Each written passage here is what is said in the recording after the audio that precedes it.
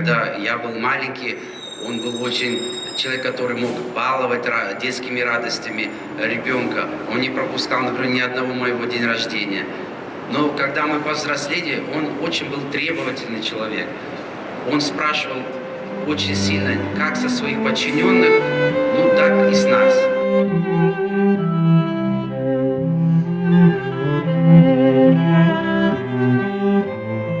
Акрамов, вы герой за тысячи спасенных. Да, вы отец за тысячи надежд и тысячи поклонов от бывших обреченных и тысячу любовью наполненных сердец.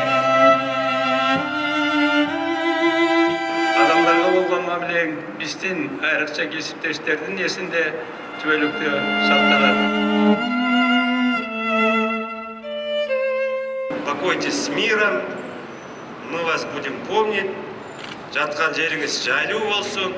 Дайыма биздин жүрөгүбүздөсүз.